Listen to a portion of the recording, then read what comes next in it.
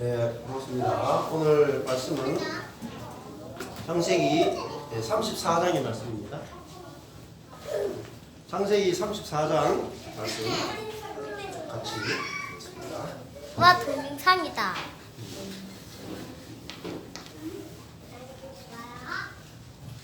네, 창세기 34장 1절에서 31절 끝절까지 되겠습니다.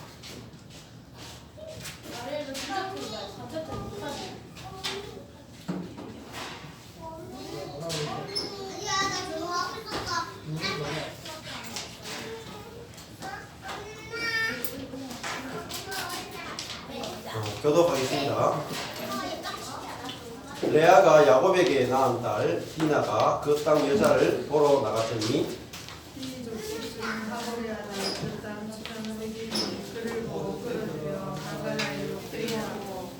그 마음이 깊이 야곱의 딸 디나에게 열련하며 그 소녀를 사랑하여 그의 마음을 말로 위로하고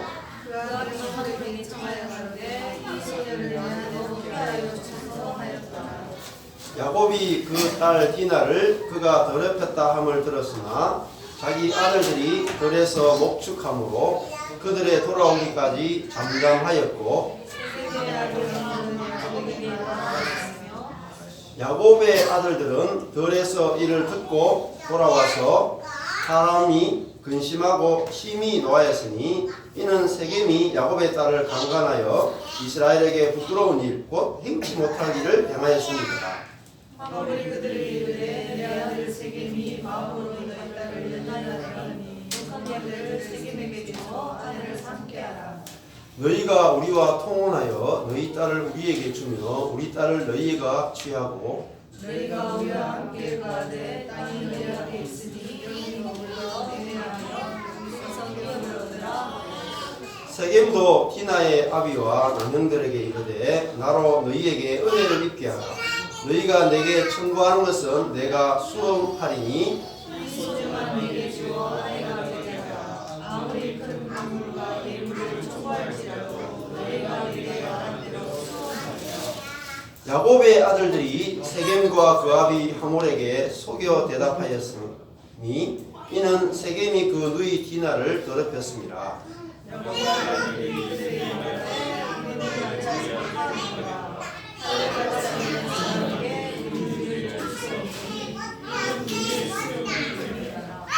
그런즉 이같이 하면 너희에게 허락하리라.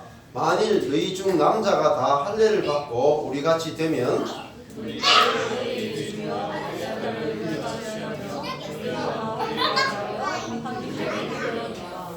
너희가 만일 우리를 듣지 아니하고 할례를 받지 아니하면 우리는 곧 우리 딸을 데리고 가리라.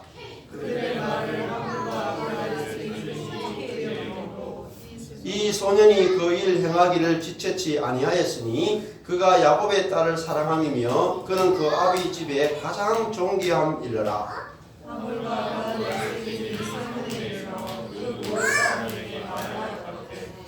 이 사람들은 우리와 친목하고 이 땅은 넓어 그들을 용납할 만하니 그들로 여기서 거주하며 매매하게 하고 우리가 그들의 딸들을 아내로 취하고 우리 딸들도 그들에게 주자. 그러나 우리 중에 모든 남자가 그들의 할례를 받았으니 할례를 받아야 그 사람들이 우리와 함께 거하여 한 민족이 되기를 허락할 것이라.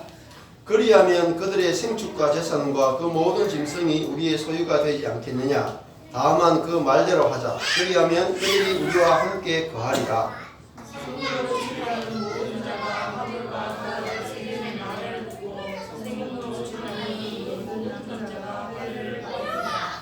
제3일에 미쳐 그들이 고통할 때에 야곱의 두 아들 디나의 오라비 시몬과 레위가 각기 칼을 가지고 가서 부지중의 성을 음습하여 그 모든 남자를 죽이고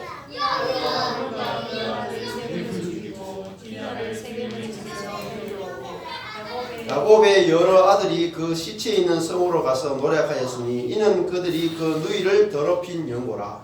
그들이 양과 소와 나귀와 그 성의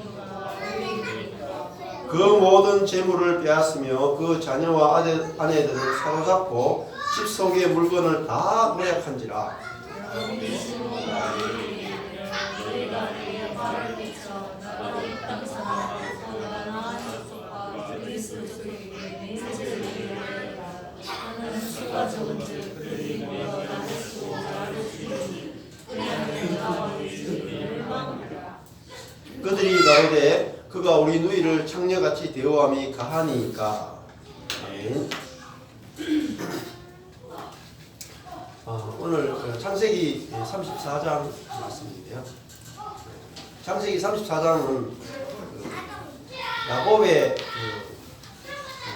자녀 가운데 유일한 딸인 디나가 세겜에서 세겜이라고 하는 그 추장의 아들 정도 되는 추장이라고 되어 있지만 그의 아들이라고 볼 수 있는 이 세겜에 의해서 강간당하는 사건이 벌어지고 그 사건에 의해서 생긴 일들을 기록하고 있습니다. 이 창세기 34장 그 말씀인데 인터넷에 유튜브나 이런 데 찾아보면 그렇게 많지가 않아요. 34장이 해석하는데 좀 어려움이 있습니다. 왜냐하면 굉장히 어려운 사건이 벌어지죠. 왜냐하면 야곱 하나님이 선택하신 사람, 그 당시에 하나님이 선택한 가정, 유일하게 야곱의 가정인데 그 가정에 있는 유일한 딸 디나가 강간당한 굉장히 어려운 사건이죠. 왜냐하면은 하나님을 믿는 백성인 이 야곱인데 그 집에 딸이 강간을 당했다. 그러면은 이런 일이 있을 수 있는가? 이런 생각이 들잖아요. 당장 우리가 하나님을 믿는 것은 하나님은 우리를 보호하고 우리를 지켜줄 것을 우리가 믿기 때문에 하나님을 믿는 경우가 굉장히 우리 속에 많이 있습니다. 그런데 오늘 말씀을 보면은 하나님이 야곱의 딸 디나를 지켜주지 않습니다. 그래서 34장은 하나님이 야곱의 가족을 지켜주지 않는 것을 우리가 아주 명확하게 볼 수가 있고 그 앞에는 또 달랐죠. 저희가 그 앞에 무슨 사건이 있습니까? 라반과의 사건 속에서는 31장에서는 라반이 그 야곱을 잡으려고 쫓아올 때는 하나님이 라반의 꿈에 나타나서 너는 선악간에 야곱에게 말하지 말라 하시면서 야곱을 지켜주시기도 하고 또 에서가 야곱을 이렇게 맞이하러 올 때도 하나님이 야곱을 지켜주시는 것을 보호해 주시는 것을 경험했습니다. 그래서 우리의 삶을 보호해주고 지켜주시는 하나님을 우리가 앞에서는 경험했죠.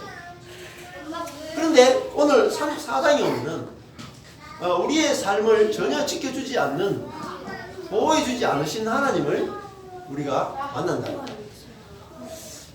그래서 지켜주시는 하나님만 아는 사람은 시험 들 수밖에 없고 그 신앙이 굉장히 고통스러울 수밖에 없다는 거죠. 그래서 우리가 하나님을 믿는데도 불구하고 왜 이런 불행이 있는가? 이것이 성경에서도 굉장히 큰 질문입니다. 사실 시편 150편이 있는데 시편 150편의 절반인 75편이 탄원시예요. 탄원이란 말은 하나님을 믿는 백성이 어떻게 이렇게 불의한 일을 당할 수 있는가? 그것이 탄원의 시. 그래서 신앙에 대해서 우리가 오늘 이 34편 말씀이 목사님들이 설교를 많이 안 해요. 왜냐하면 평소에 예수 믿으면 복 받는다는 이야기를 하도 많이 해놔가지고 34장에 오면은 예수 믿고 복 받는 게 아니라 예수 믿었는데도 저주가 있는 너무나 명확한 저주가 일어나는 사건이기 때문에 별로 설교해봤자 별로 은혜가 안 되기 때문에 패스 오버 넘어가 버린다.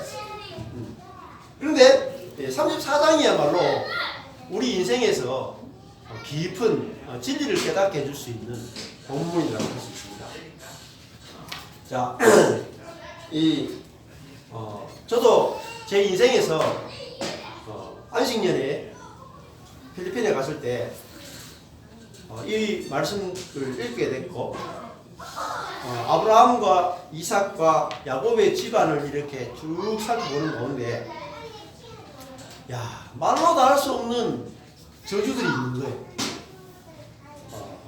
모세의 인생도 그렇고 다윗의 인생도 그렇고 여러분이 아마 떠오르는 성경의 위대한 인물들을 생각해보면 그들의 인생 가운데 저주가 없던 사람은 거의 없을 거예요. 심지어 욥을 보면은 그 중에 등계 1학 최고 인물이 욥입니다. 근데 성경에 제일 먼저 기록된 책이 바로 욥기. 당대의 동방에서 가장 의로운 자라고 했던 이 욥의 인생이야말로 아마 인간 가운데 욥처럼 고통스러운 사건을 겪은 사람은 없을 거예요. 하나님이 욥의 인생을 전혀 보호해주지 않는다는 사실을 욥기를 통해서 우리는 볼 수 있죠. 오히려 욥이 하나님을 믿은 결과가 뭐냐면 엄청난 저주가 그의 삶에 몰아쳤습니다. 그것도 막 하루에 몰아치죠. 하루에 자녀가 10명이 죽고 하루에 그렇게 많던 재산이 하루에 다 날아가 버리고 또 하루에 자기 몸은 거의 불치병이라고 할 수 있는 피부병이 생기고 이 모든 일들이 생겨나고 거기에다가 친구들까지 와서 자기를 비난하는 저주라고 하는 모든 저주는 욥에게 다 닥쳐오는 이런 사건들을 보게 되면서 저는 오히려 참 하나님을 더 깊이 알게 돼요. C.S. 루이스도 그랬죠. C.S. 루이스도 기독교를 성경을 믿게 된 것은 성경은 너무나 적나라한 이야기를 하고 있다. 미화시키지 않는다. 하나님을 믿으면 모든 것이 까르롱 아주 그냥 행복한 삶이 펼쳐질 것 같은 그런 이야기를 하는 게 아니다. 하나님을 믿음에도 불구하고 너무나 불가사의한 일들이 우리 인생 가운데 펼쳐지는 것을 이야기하고 있고 심지어 오늘 같은 경우에도 성폭행을 당하는 사건이 기록되어 있다. 그런데 성폭행보다 더 놀라운 사실은 집단 살해 시므온과 레위가 모든 남자들을 다 집단으로 살해해버리는 정말 어마무시한 범죄가 이 속에 기록되어 있다는 거죠. 자, 이 오늘의 사건은 성폭행과 집단살인 거기다가 거기 있던 모든 사람들을 다 노략질하는 그 인신매매와 같은 사람을 노예로 잡아오는 거기다 그의 모든 재산을 다 빼앗아오는 도적질이 들어있습니다. 그런데 이런 사건이 왜 성경에 이렇게 적나라하게 기록되느냐? 그것도 야곱의 집안의 이야기잖아요. 하나님이 선택하신 하나님의 사람 야곱이라면 당연히 하나님을 믿고 정말 거룩한 삶을 살았다는 이야기를 우리는 기록해야 될 텐데 야곱의 가족의 이야기는 깨끗한 삶을 살았다, 정결한 삶을 살았다, 거룩한 삶을 살았다 이런 이야기를 기록한 것이 아니라 완전 개판보다 더 심하죠. 훨씬 더 어떻게 보면은 불신자들도 저지르지 않는 그런 일들이 하나님을 믿는 백성의 삶 가운데 지금 벌어지고 있다는 사실이죠. 이걸 통해서 우리에게 사람이란 어떤 존재인가 하는 것을 우리에게 적나라하게 사실을 보여주고 있습니다. 그래서 이게 복음이 되고 이 성경이 된다는 거예요. 성경은 인간의 타락, 인간의 죄가 얼마나 깊은지를 속속들이 다 까발려요. 완전하게 다 드러냅니다. 하나님이 야곱을 사랑한다면 야곱의 죄는 감추어줘야 되지 않을까요? 그들의 가족의 죄는 감추어줘야 되고 그들이 죄를 짓기 전에 스탑 막아야 되지 않을까요? 아마 이게 야곱의 이야기니까 우리는 그냥 성경을 읽으면서 그냥 지나가죠. 근데 만약에 이게 우리의 이야기라면 어떻겠습니까? 예? 만약에 우리 시원이가 밖에 나가서 친구들하고 놀다가 친구들이 시원이를 놀리고 침을 뱉고 이렇게 집단 구타를 했더니 시원이가 열을 받아서 칼을 들고 10명을 찔러 죽였다. 예를 들어가지고 이런 사건이 벌어졌어요. 그렇다면 우리는 무슨 생각이 들겠습니까? 딱 생각이 들겠죠. 하나님, 왜 그 순간에 하나님은 어디 계셨습니까? 하나님은 도대체 우리를 사랑하시는 겁니까? 하나님 우리를 보호하시는 것이 맞습니까? 이런 생각이 든단 말이에요. 그런데 제가 드린 말씀이 일어날 가능성이 없느냐? 가능성이 있습니다. 하나님에게도 일어날 수도 있고 누구에게 다 일어날 수 있어요. 저에게도 일어날 수도 있고. 성경은 우리에게 은혜를 주기 전에 먼저 인간의 죄악을 드러내야만 은혜라고 하는 것이 존재한다는 거죠. 있는 그대로 인간이 어떤 존재인가를, 선악과를 먹고 얼마나 타락한 존재인가를 드러내야만 하나님의 은혜가 무엇인지 알게 되기 때문에 이걸 그대로 드러내는 거예요. 사람의 본능은 뭐냐면은 선악과를 딱 먹자마자 사람의 본성은 무화과나무 잎으로 자기를 가리는 것이에요. 그래서 우리는 끊임없이 선이라고 하는 것을 가지고 내 자신을 포장을 해요. 그리고 선과 경건으로 우리는 끊임없이 우리를 포장을 한다. 교회에 오면 계속 가르치는 것이 무화과나무 잎을 10개를 줍니다. 10개면. 그걸 가지고 자기를 다 가리게 해요. 예배를 가지고 가리게 하고, 기도를 가지고 가리게 하고, 헌금을 가지고 가리게 해서 나중에 되면은 내 자신을 보면은 죄가 하나도 없는 것 같아요. 저도 신앙생활을 제 인생을 돌아보니까 그렇더라고요. 갈수록 죄가 줄어들어요. 불신자였을 때하고 예수 믿고 나서 생각해보니까 죄가 많이 줄었어. 그러니까 내 자신이 깨끗하다고 생각하는 거예요. 거룩해졌다고 생각해요. 성화됐다고 생각하는데. 그런데 하나님은 제 인생을 이렇게 돌아보니까 제가 좀 좋아졌다, 성화됐다 하는 순간에 죄를 짓게 허락하시더라고요. 그래서 뭐냐면 지금까지 제가 쌓아 올린 거룩함, 선을 한순간에 다 무너뜨려요. 너 아무것도 아니야. 다 무너뜨리는데 저는 그것이 제 인생을 지금 돌아보니까 그것이 하나님이 저의 선, 제가 쌓아놓은 공덕, 업을 다 무너뜨린다는 사실을 알게 돼요. 근데 그게 무너뜨리는 것이 하나님의 사랑인 거죠.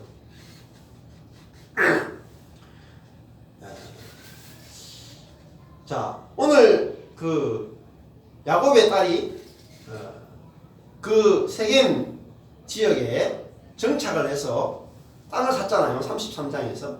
그리고 그 디나가 그 땅에 있는 딸들을 보려고 나갔다가 그 남자, 세겜이라고 하는 남자에게 또 반하기도 하고 또 끌려가기도 해서 강간을 당하게 됩니다. 이 사건을 보면은 이 사건이 딱 벌어졌어요. 그러니까 어떻게 해결해야 되겠어요? 야곱은 사실 이 디나가 강간당한 사건을 보면서도 어떻게 해결할지 적극적으로 나서지 않는 걸 볼 수 있습니다.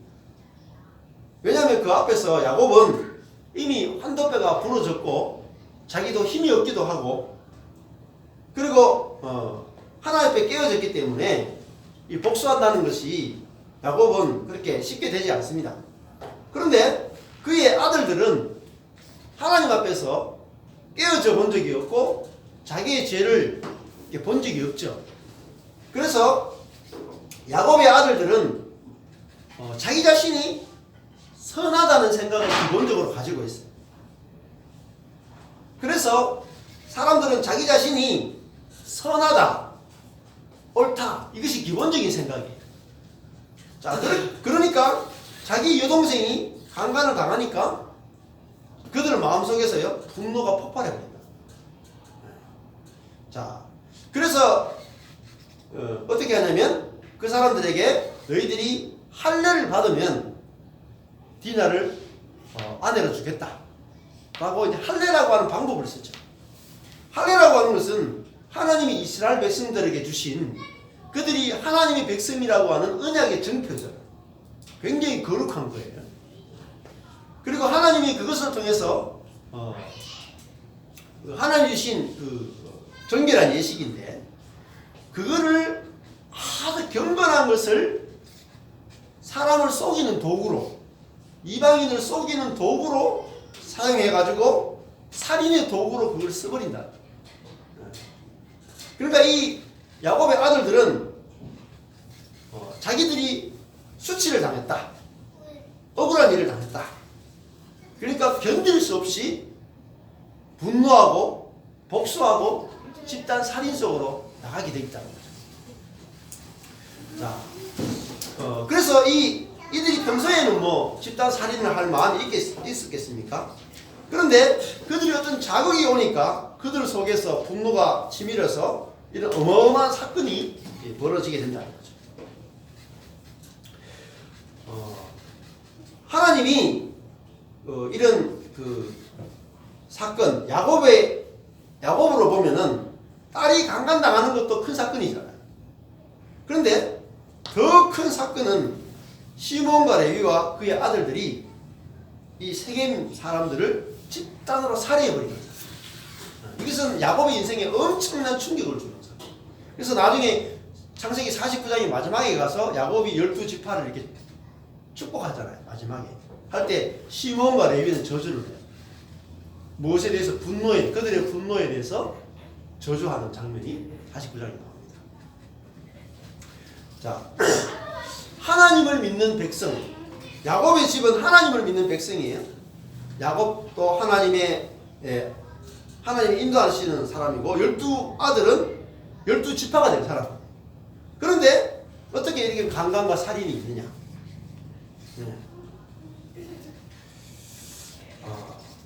그 오두막이라고 하는 영화가 있습니다.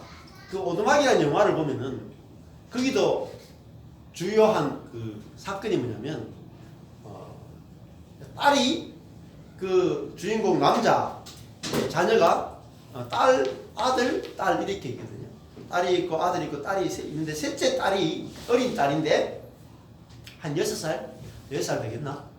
그 정도 되는 딸이 그 캠프 갔다가 숲속에 캠프 갔다가 막 놀고 있는데 딱 보니까 셋째 딸이 없어.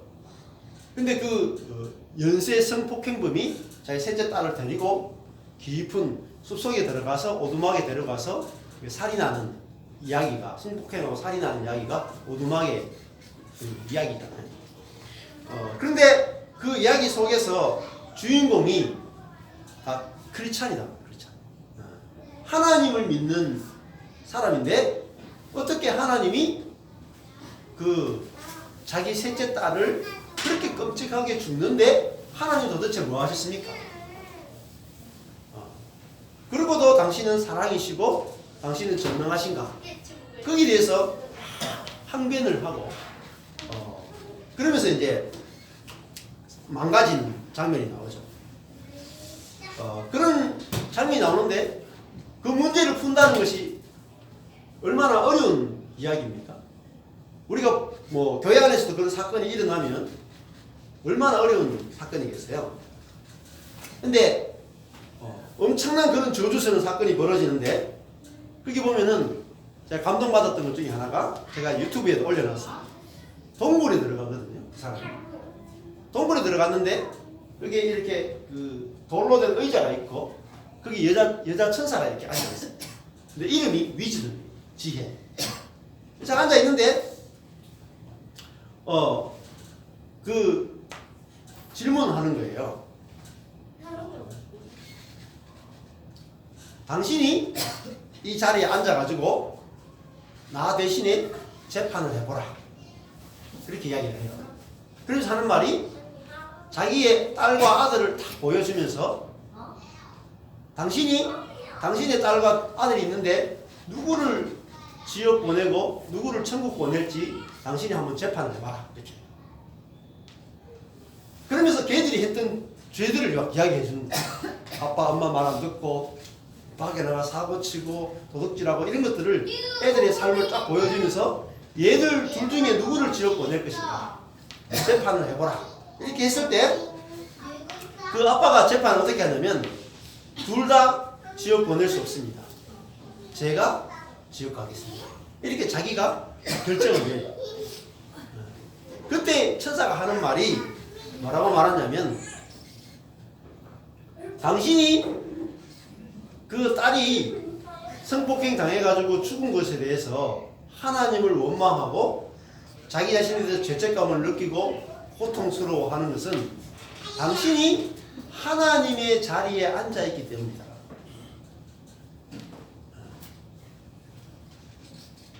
그것이 죄란 말이야.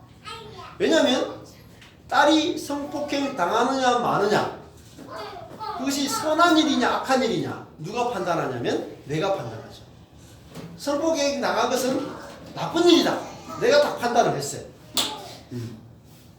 그 내가 그걸 판단하고 그 다음에 그거를 방치하고 버려두시는 하나님에 대해서도 내가 이런 하나님은 악한 하나님이다. 딱 내가 판단을 내리거든요. 그리고 그 판단을 전혀 굽히지 않습니다. 그런데 그 사람이 하는 말이 그 주인공의 인생도 보니까 아버지가 엄마를 막 이렇게 알코올 중독이라 가지고 엄마를 폭행할 때 자기도 아버지를 죽이기 위해서 이 그 음료수에다가 독을 태우는 장면이 이렇게 나오더라고요. 자기도 아버지를 죽이려고 했던 거죠. 그 인생의 죄를 쫙 드러내면서 자기가 얼마나 심각한 죄인인지 그리고 가장 큰 죄인은 자기가 하나님의 자리에 앉아가지고 자기 인생의 모든 사건을 자기 중심적으로 선과 악을 나누고 좋은 일 나쁜 일 나누고 모든 것을 자기 중심적으로 판단하고 살아가고 있는 그 모습을 딱 드러냈을 때 이 사람이 항복을 하게 됩니다. 그리고 당신의 딸이 죄가 없느냐 어린 딸이 죄가 없느냐 죄 없는 딸이 억울하게 성폭행을 당해서 죽었느냐 그것도 우리가 생각을 해봐야 되겠죠. 우리가 아이들이 어리기 때문에 죄가 없다고 생각하는데 성경은 그렇게 말하지 않죠. 모든 사람은 죄를 범하였고 다 죄인이고 심판받아 마땅한 존재라고 이야기하잖아요. 그래서 자기의 딸이 하나님이 당연히 지켜주셔야 된다고 하는 것은 뭐예요? 자기 중심성이다. 우리가 하나님이 우리의 삶을 무조건 지켜주셔야 되고 무조건 복을 주셔야 되고 무조건 함께 해줘야 된다. 그게 뭡니까? 자기 중심성이다. 그 신앙이 아니에요. 사실 뭡니까? 그렇게 생각하는 것이 하나님처럼 되어 있는 거란 말이에요. 내가 하나님이 되어 있고 하나님은 내 똘마니가 돼. 똘마니.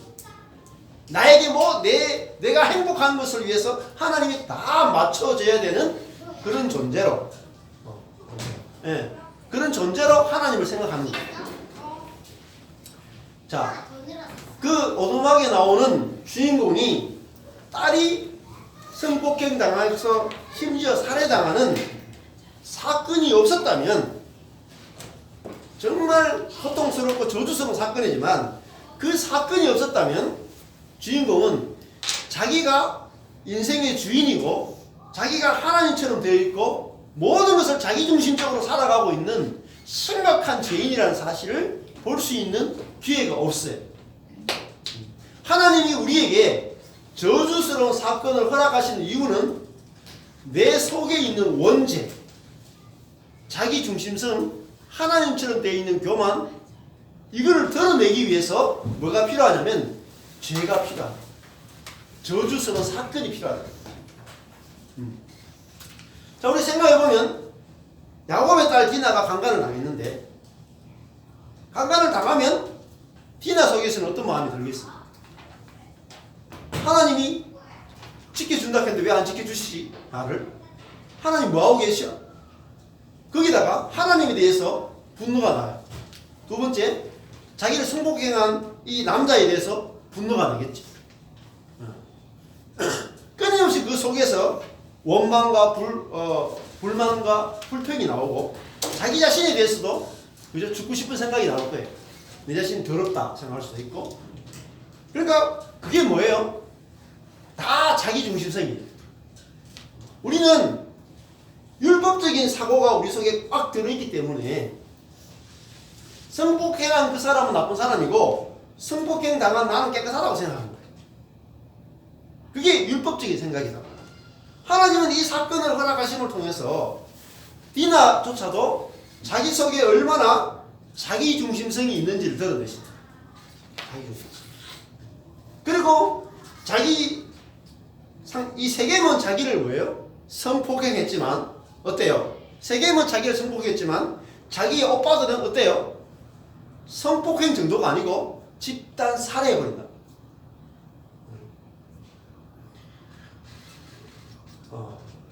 우리의 마음속에 있는 상처나 미움이나 이런 것들이 우리 속에 있는 것들이 치유를 받기 위해서는 어떤 일이 벌어져야 되냐면 내 속에 상대방보다도 더 심각한 죄가 들어있다는 사실을 보기 전에는 인생에 답은 없어요.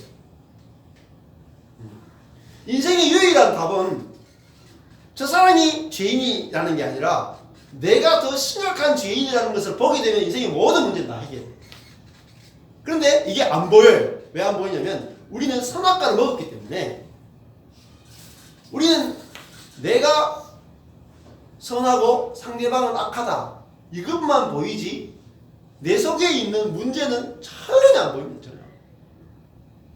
근데 언제 보이냐면 괴로워야 보입니다. 정말 죽도록 괴로워야지 내가 문제라는 것을 인정하게 돼. 그전에는 인정을 우리는 못해. 이 강간당한 디나가 그 세겜이 죽도록 믿고 막 너무너무 괴롭고 하나님도 원망스럽고 막 죽도록 괴로워야지 뭐를 보냐면 그 자기를 성폭행한 남자를 죽이고 싶은 생각에 막 미칠 정도가 돼야지 뭐가 보이냐면 저 사람은 나를 한번 자기 정욕 때문에 나를 성폭행했지만 나는 저 남자를 성폭행 당한 날부터 지금까지 매 순간 살해한 죄인이라는 것이 보인단 말이에요. 그게 보여야만 그죠? 그게 보이는 순간에 어떤 일이 벌어지나 하나님 그 사건을 통해서 내가 성폭행